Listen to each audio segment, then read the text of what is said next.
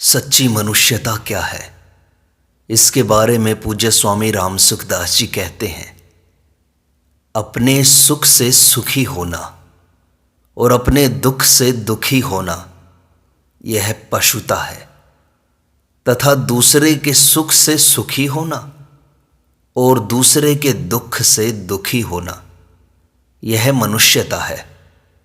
अतः जब तक दूसरे के सुख से सुखी होने और दूसरे के दुख से दुखी होने का स्वभाव नहीं बन जाता, तब तक वह मनुष्य कहलाने के लायक नहीं है।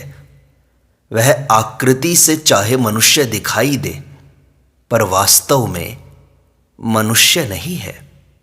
जब तक खुद के सुख से सुखी होंगे और खुद के दुख से दुखी होंगे, तब तक मनुष्यता नहीं आएगी।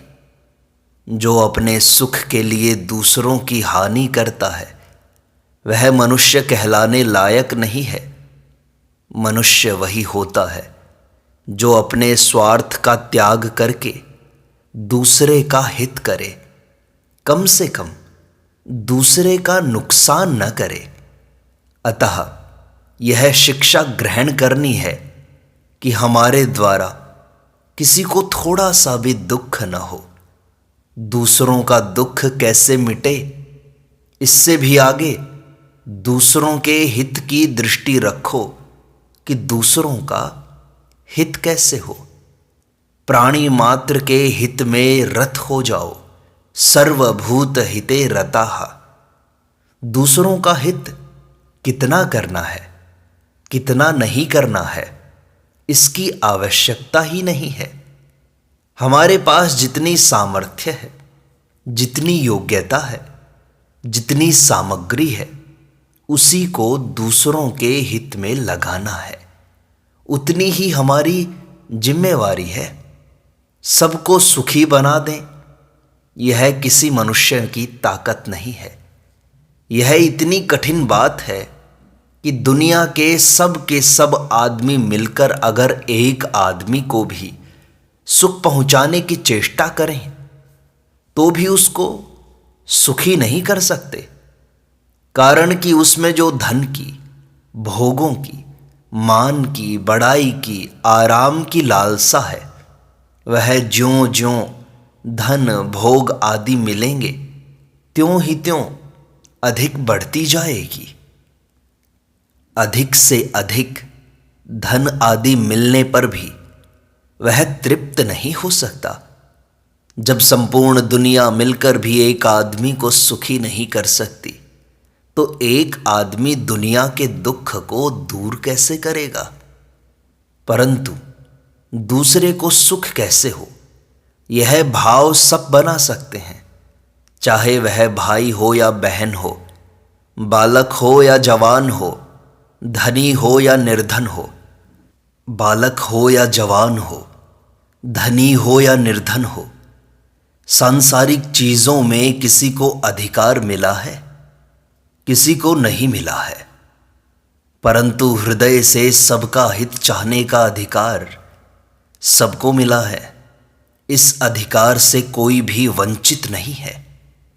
जो अपनी शक्ति के अनुसार दूसरों का भला करता है, उसका भला भगवान अपनी शक्ति के अनुसार करते हैं। वह अपनी पूरी शक्ति लगा देता है, तो भगवान भी अपनी पूरी शक्ति लगा देते हैं। जब भगवान अपनी शक्ति लगा देंगे, तो वह दुखी कैसे रहेगा। उसको कोई दुखी कर ही नहीं सकता। वह भगवान को प्राप्त हो जाता है। ते प्राप्नुवन्ति मामेव सर्वभूत हिते रताः। कहा भी है, सर्वे भवन्तु सुखिनः, सर्वे सन्तु निरामयाः, सर्वे भद्राणि पश्यन्तु, माँ कश्चित् दुःख भाग् भवेत्। सब सुखी हो जाएं, सबके आनंद मंगल हो जाए, कभी किसी को किंचित मात्र भी कष्ट न हो। यह जिसका भाव बन जाए, वही मनुष्य कहलाने लायक है। जब वह दूसरे के दुख से दुखी नहीं होता, तब तक वह मनुष्य कहलाने लायक नहीं है। दूसरी एक और बात है, जो दूसरों के दुख से दुखी होता है उसको अपने दुख से दुखी नहीं होना पड़ता। आप लोग ध्यान दें, अपने दुख से दुखी उसी को होना पड़ता है जो दूसरों के दुख से दुखी नहीं होता और दूसरों के सुख से सुखी नहीं होता। वही संग्रही बनता है और अपने सुख का भोगी बनता है। उसको सुख का अभाव रहता है, कमी रहती है। परंतु जो दूसरों के सुख से सुखी होता है उसको सुख की कमी नहीं रहती। कमी कैसे नहीं रहती? कि उसको अपने सुख भोग की इच्छा ही नहीं रहती। संग्रह करना और भोग भोगना, ये दोनों परमात्मा प्राप्ति में बाधक हैं। रुपए पैसे मेरे पास आ जाएं, सामग्री मुझे मिल जाए, भोगों को मैं भोग लूं, यह है जो भीतर की लालसा है। यह तत्व प्राप्ति में बाधक है। कारण कि संग्रह करेगा तो शरीर से ही करेगा और सुख भोगेगा तो शरीर से ही भोगेगा। अतः इस हाड़ मांस के पुतले में लिप्त रहने से, इसकी गुलामी रहने से चिन्मय तत्व की प्राप्ति नहीं होगी। परंतु दूसरों के सुख में सुखी होने से भोग भोगने की इच्छा और दूसरों के दुख में दुखी होने से अपने लिए संग्रह की इच्छा नहीं रहती। दूसरे के दुख से दुखी होने से उसका दुख दूर करने का विचार होगा। जैसे अपना दुख दूर करने के लिए हम पैसे खर्च कर देते हैं, ऐसे ही दूसरे का दुख दूर करने के लिए हम पैसे खर्च कर दें। हम ज़्यादा संग्रह नहीं कर सकेंगे। अगर संग्रह ज़्यादा हो भी जाएगा तो उसमें अपनापन नहीं रहेगा। यह तो सबकी चीज़ है। इसलिए श्रीमद् भागवत महापुराण में आया है, यावद भ्रियेत जठरम तावत स्वत्वम ही देहि नाम अधिकम योभिमन्येत सस्तेनो दंडमर्हति। जितने से पेट भर जाए उतनी ही चीज़ मनुष्य की है। मतलब यह है कि जितने से भूख मिट जाए उतना अन्न, जितने से प्यास मिट जाए उतना जल, जितने से शरीर का निर्वाह हो जाए उतना कपड़ा और मकान, यह अपना है। इसके सिवा अधिक अन्न, अधिक जल, वस्त्र, मकान, निर्वाह की अधिक सामग्री जो भी है, उसको जो अपना मानता है, अपना अधिकार जमाता है, वह चोर है, उसको दंड मिलेगा। वह कहता है कि हम किसी से लाए नहीं हैं, यह तो हमने कमाया है, हमारा है। पर वह हमारी कैसे है? क्योंकि जब जन्मे तब एक धागा तक साथ नहीं लाए और जब मरेंगे तब एक कौड़ी हमारे साथ नहीं जाएगी। अतः हमारे पास जो अधिक सामग्री है वह उसकी है जिसके पास उस सामग्री का अभाव है। जो दूसरों के दुख से दुखी होता है वह अपने सुख के लिए भोग और संग्रह की इच्छा नहीं करता।